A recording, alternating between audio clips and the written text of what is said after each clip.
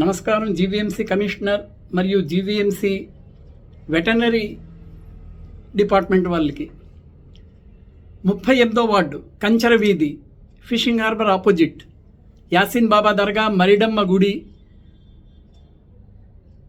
ఏరియాలో నివసిస్తున్న ప్రజల తరపు నుంచి అదే ఏరియాలో గత 35 సంవత్సరాల నుంచి ఉంటున్న doctor Riyaz Ahmed homeopathy GVMC commissioner గారికి మరియు వెటర్నరీ శాఖ వారికి చేస్తున్న విన్నపం ప్రజల తరపు నుంచి,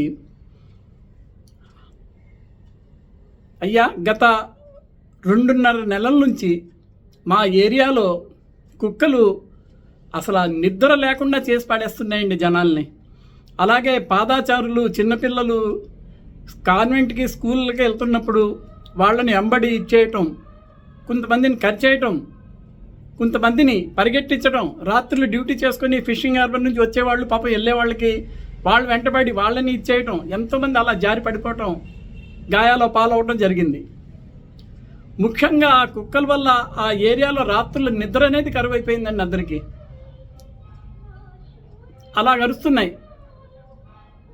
దయచేసి దాని మీద తగు చర్యలు తీసుకొని వాటిని నియంత్రించాలని మున్సిపల్ కమిషనర్ గారికి మరియు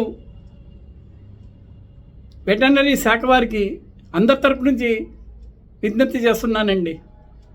దయవుంచి చర్యలు తీసుకుంటారని ఆశిస్తున్నాం. ఏదో ఒకరోజు పంపించి ఏదో ఒక కుక్కను పట్టుకొని మీ శాఖ వాళ్ళు వచ్చి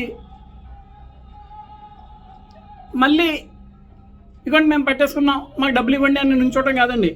సమూలంగా నిర్మూలించండి దయించి మా యొక్క ఈ నరకయాతనని అని మనస్ఫూర్తిగా కోరుకుంటున్నామండి. తగు చర్యలు తీసుకుంటారని ఆశిస్తూ మే గాడ్ బ్లెస్ యూ. నమస్కారం.